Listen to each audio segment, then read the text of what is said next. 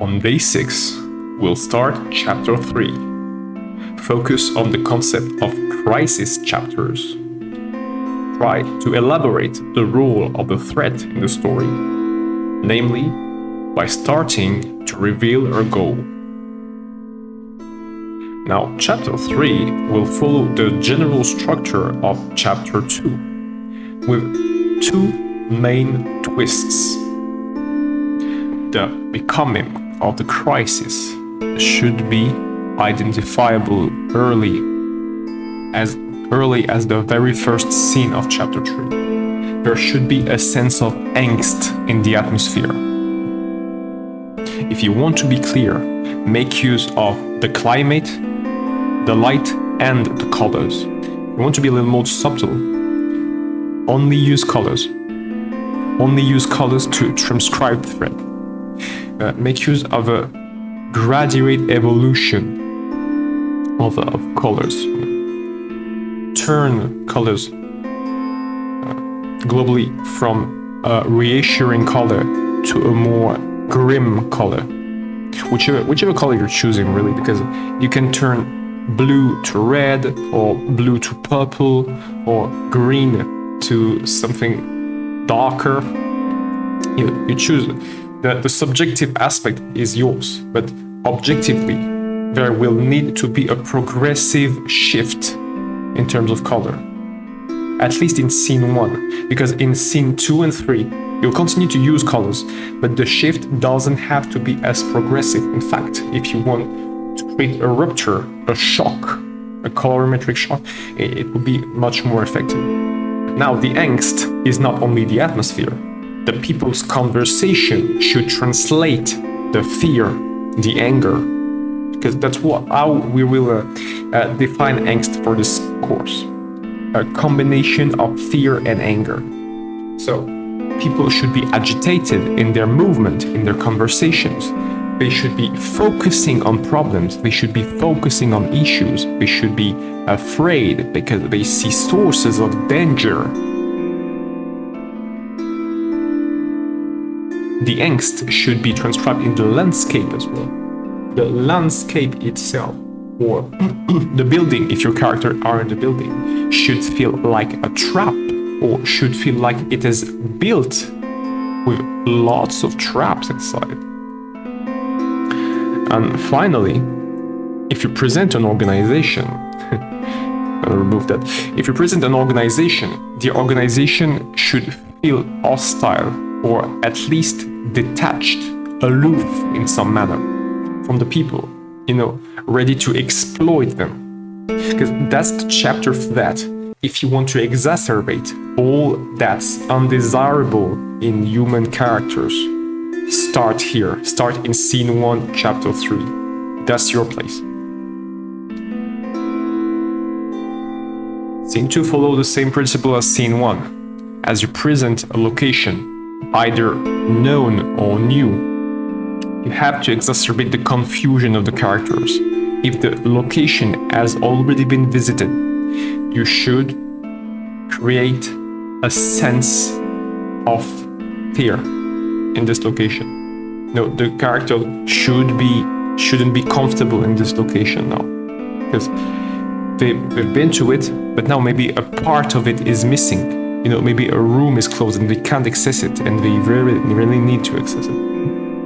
The features of the location, as always, will be used to create new sources of duress. Same principle for the characters. If a character which is already known is involved in the crisis chapter, this character should be the source of the issue. If you haven't presented the threat yet, that's the moment you should. And this new character will be the threat if she hasn't been presented yet. When it comes to stakes, that's where the most essential part will shift. In terms of stake, you want to create a sense of dismay. The threat in chapter 3, contrary to chapter 6, will not attack the characters directly. She will continue to hinder them, but in an indirect manner. So she may attack someone they know, they may attack the settlement in which the characters are. So it's still a great source of hindrance, but not a direct source of hindrance. Because we're maybe too early to solidify the relationship. Note that if the threat knows the main character and eventually the support since the very beginning of the story, since chapter 1, scene 1, you can make the threat attack these characters right now because they know each other prior to that. But if the threat doesn't know them, that really doesn't make much sense to create that attachment.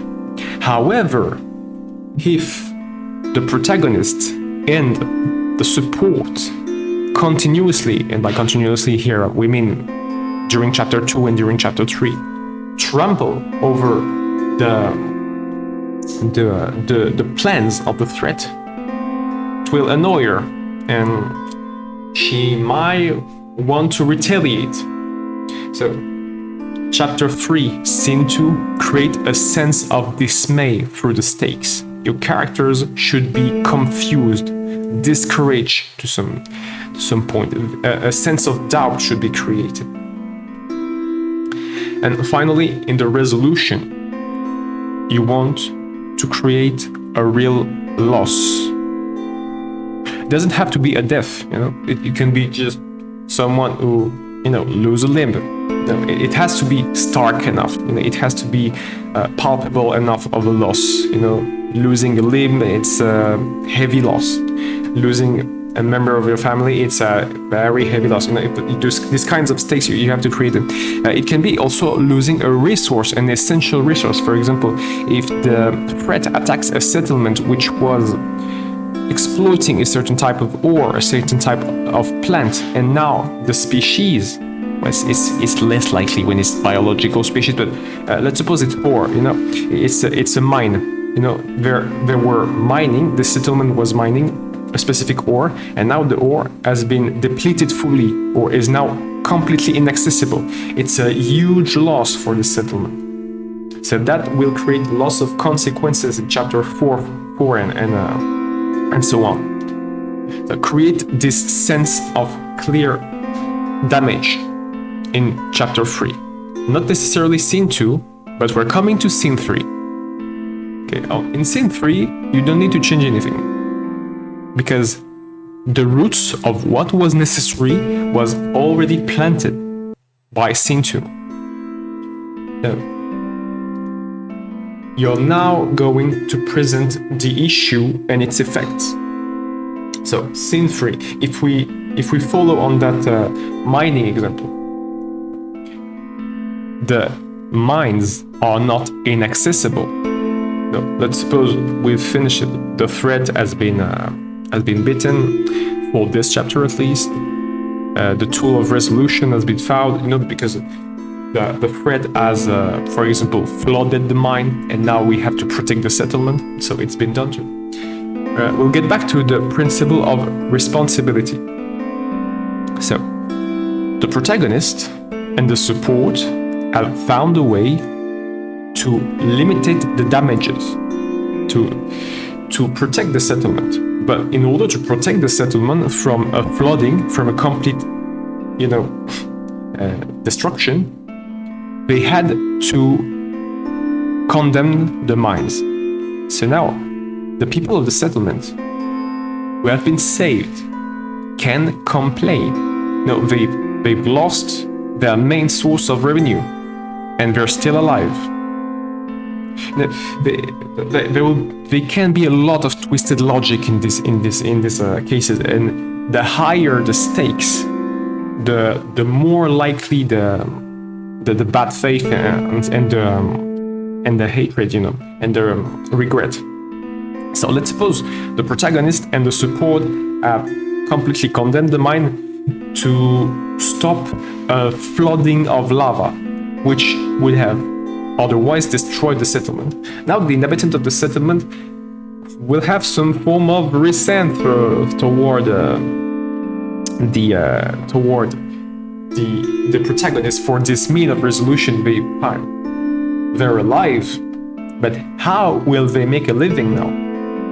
Of course, that's just one of the outcomes, because the inhabitants of the settlement may not be resentful, they may be grateful, They're sad, because there's a sense of tristesse here, but they're alive. So they may be grateful. Think of it as, in terms of probabilities, really. There's a high chance that they're pissed because they can't make a living as sustainably as before, especially if the settlement was extremely wealthy thanks to the ore, because that's another factor to consider. What need, and you get back to those two essential questions each time. What did the inhabitants of the settlement needed, and what did they want?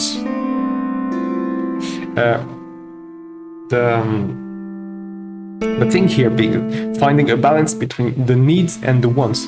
Because if the settlement was extremely wealthy thanks to the ore, even if they can survive now, they will survive in a more dreary context. They will maybe survive, but in poverty or in modesty. And that comes as a huge shock for them. So there can be a form of bargaining with the protagonist, where they try to, extirpate some form of wealth of the protagonist, even if the protagonist had already saved them.